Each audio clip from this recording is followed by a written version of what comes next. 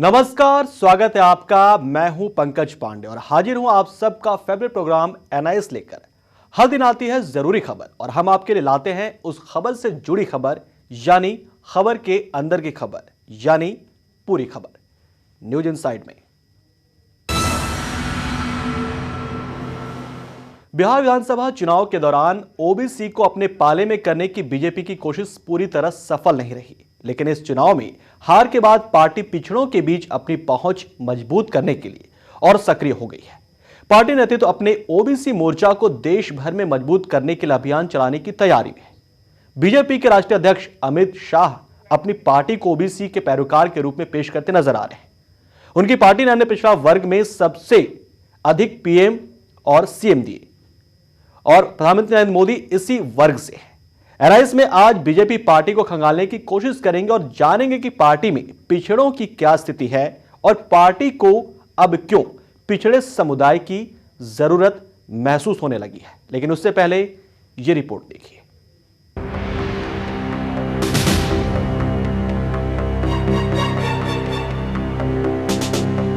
लोकसभा चुनाव के बाद विधानसभा चुनाव में बीजेपी ने जीत की सर पर ट्रेन चलाई, जिसका इंजन दिल्ली में खराब हुआ और बिहार में एक्सीडेंट हुआ। इस दुर्घटना ने बीजेपी के उस गुमान को उतार दिया जो उसके सर चढ़कर बोल रहा था। लोकसभा चुनाव के बाद बीजेपी के नेता मानो विजय रथ पर सवार हो गए, और वो भी ऐसा रथ जिसमें ब्रेक नाम की कोई चीज ही नहीं थी। तभी तो ये रथ महाराष्ट्र, हरियाणा, झारखंड से होते हुए जम्मू कश्मीर पहुंचा और वहां भी इस रथ की रफ्तार कम नहीं हुई, लेकिन रथ बेकाबू था और चालक अति उत्साहित था, तो दुर्घटना भी स्वाभाविक थी। दिल्ली आते आते रथ में कुछ खामियां भर आई।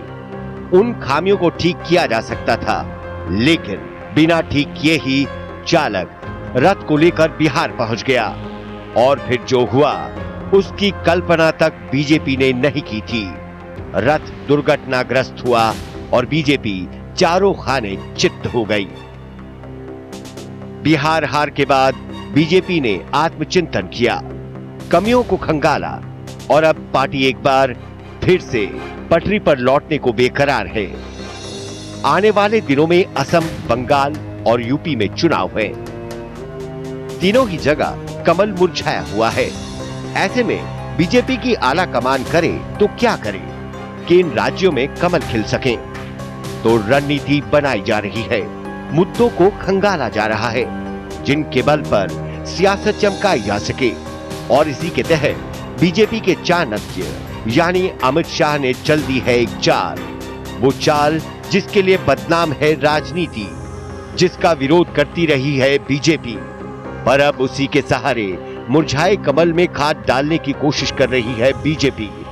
दरअसल बीजेपी अध्यक्ष अमित शाह ने अपनी पार्टी को पिछड़ी जातियों के पैरोकार के रूप में पेश किया और खुद को पिछड़ों का मसीहा बताया। उन्होंने कहा कि बीजेपी ने अन्य पिछड़ा वर्ग से सबसे अधिक मुख्यमंत्री दिए और प्रधानमंत्री नरेंद्र मोदी भी इसी वर्ग से हैं।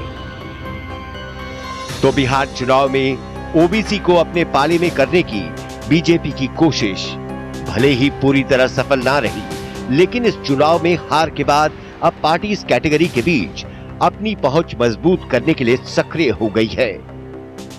पार्टी नेतृत्व अपने ओबीसी मोर्चा को देश भर में मजबूत करने के लिए अभियान चला रही है। इसी पर राष्ट्रीय लेवल से लेकर ब्लॉक लेवल तक काम करने की योजना है। जाहिर है पार्टी की ये नीति बंगाल और यूपी चुनाव के मद्देनजर है, जहां पिछड़ी जातियों का दबदबा है।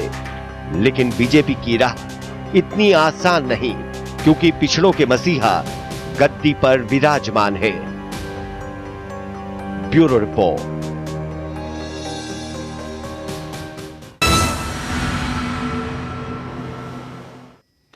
तो बिहार में करारी हार का सामना करने के बाद बीजेपी अपनी कमियों को खंगाल रही है और उस पर काम भी कर रही है। बिहार विधानसभा चुनाव के दौरान ओबीसी को अपने पाले में करने की बीजेपी की कोशिश पूरी तरह सफल नहीं रही। जाहिर है इस चुनाव में पिछड़ों को अपने पाले में करने के लिए रामविलास पासवान और जीतन राम मांझी का बीजेपी ने सहारा जरूर लिया, बावजूद यह रणनीति बीजेपी के लिए कारगर साबित नहीं हुई। लालू यादव ने इस चुनाव में अगड़े पिछड़े का नारा देकर बीजेपी के मंसूबों पर पानी फेर दिया। बिहार में मुंह की खाने के बाद बीजेपी नए सिरे से रणनीति बना रही है। दरअसल इसी साल असम और बंगाल में चुनाव होने हैं, जबकि अगले साल देश के सबसे बड़े राज्य यूपी में भी चुनाव है। और हैरानी की बात यह है कि इन तीनों राज्यों में बीजेपी अपनी जमीन तलाश रही है और ऐसी स्थिति में बीजेपी अपनी गलती को दोहराना नहीं चाहती, जो वो बिहार और दिल्ली में कर चुकी है। लाजमी है, आरएसएस चीफ मोहन भागवत के आरक्षण पर दिए बयान को भी बीजेपी हार की एक बड़ी वजह मानती है। नतीजा, बीजेपी अब खुद को पिछड़ों की हितैषी बताने लगी है। ओबीसी मोर्चा की राष्ट्रीय बैठक में अमित शाह देश के अन्य पिछड़े वर्ग की खराब स्थिति के लिए कांग्रेस को जिम्मेदार ठहराते नजर आए। अमित शाह ने क्या कुछ कहा इस बैठक में, आइए आपको बताते हैं। बीजेपी के राष्ट्रीय अध्यक्ष अमित शाह ने अपनी पार्टी को ओबीसी के पैरोकार के रूप में इस बैठक में पेश किया।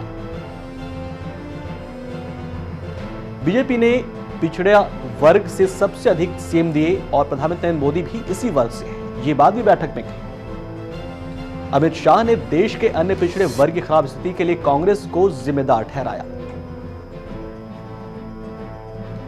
मोदी सरकार की सभी योजनाएं गरीबों और वंचित वर्गों के कल्याण के लिए समर्पित हैं और अंत्योदय और सामाजिक सद्भाव पार्टी का मूल सिद्धांत है। अमित शाह ने ओबीसी से अपना मूल समर्थन जुटाने वाली सपा, जेडीयू और आरजेडी जैसे क्षेत्रीय दलों पर भी प्रहार किया। अमित शाह ने आरोप लगाया कि समाजवादी नेता राम मनोहर लोहिया के अनुयायियों ने उनके आंदोलन का अपहरण कर लिया है और उसे अपने संबंधित जातियों और परिवारों तक सीमित कर दिया।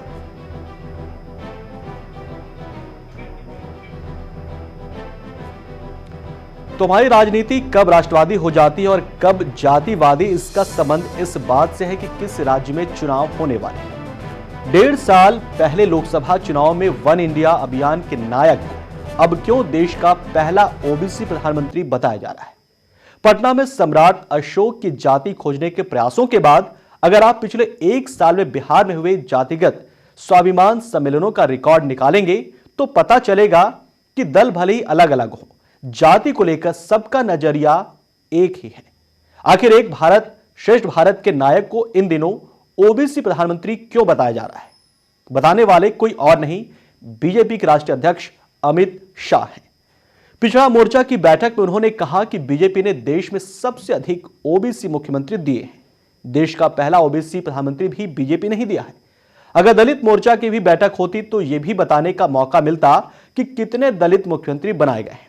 लेकिन खैर, उनके इस बयान पर गूगल के पहले लालू यादव ने बता दिया कि 1996 में जनता दल के राष्ट्रीय अध्यक्ष के नाते उन्होंने ही देवगौड़ा के नाम का ऐलान किया था। वोकालेगा जाति के देवगौड़ा भी पहले ओबीसी प्रधानमंत्री हैं, यह माना जाता है। देवगौड़ा भी बोल रहे हैं कि मैं हूं पहला ओबीसी प्रधानमंत्री। जब तक अमित शाह देवगौड़ा और लालू यादव के बयान का खंडन नहीं कर देते, तब तक बीजेपी अध्यक्ष के बयान के कारण पहली बार प्रधानमंत्री दूसरे नंबर पर नजर आने लगे हैं। यह भी कहा जाने लगा है कि प्रधानमंत्री को भी जाति कुछ साल पहले ओबीसी की सूची में शामिल की गई और लोकसभा चुनाव में उन्होंने पहली बार अपने भाषणों में अपनी जाति का अलग अलग तरीके से इस्तेमाल किया। अमित शाह ने कहा कि सिर्फ बीजेपी ही पिछड़ों का कल्याण कर सकती है। पिछड़ी जाति के कल्याण के लिए बने राजनीतिक दल अपने ही समुदाय तक सिमट कर रह गए। लोकसभा चुनाव में शाह और मोदी की जोड़ी ने यूपी बिहार के ओबीसी नेताओं को न सिर्फ शिकस्त दी, बल्कि दलितों की सबसे बड़ी नेता मायावती को जीरो पर पहुंचा दिया। अब उसी जोड़ी पर यह आरोप क्यों लग रहा है कि ये जाति कार्ड खेल रहे हैं? आइए एक नजर डालते हैं पीएम मोदी के कैबिनेट पर और जानने की कोशिश करते हैं कि पीएम मोदी के कैबिनेट में पिछड़े नेताओं की क्या स्थिति है, उनकी संख्या कितनी है। मोदी कैबिनेट में एकमात्र असरदार बैकवर्ड कास्ट मंत्री अगर कोई है तो खुद मोदी ही है। 27 सदस्यों की उनकी कैबिनेट में वर्चस्व अपर कास्ट का ही है। यह उनकी कैबिनेट का गणित है। 8 कैबिनेट मंत्री ब्राह्मण हैं और 4 क्षत्रिय हैं, यानी सवर्णों का ही वर्चस्व बीजेपी में नजर आता है मोदी के कैबिनेट में। खास तौर से अमित शाह की 50 सदस्यीय टीम में भी कुछ ही नेता ओबीसी कैटेगरी से हैं। अमित शाह की टीम में भी सवर्ण नेताओं का ही बोलबाला नजर आता है।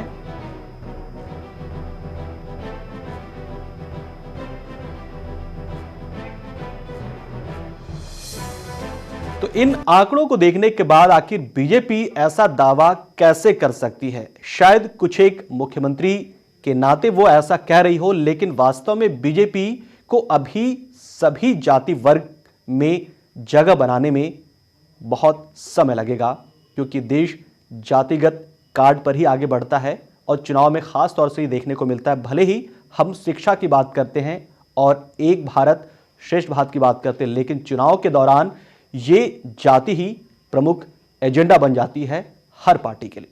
फिलहाल एनालिसिस में वक्त हो चला है एक ब्रेक का। ब्रेक के बाद बिहार के सियासत की बात करेंगे एक छोटे से ब्रेक के बाद।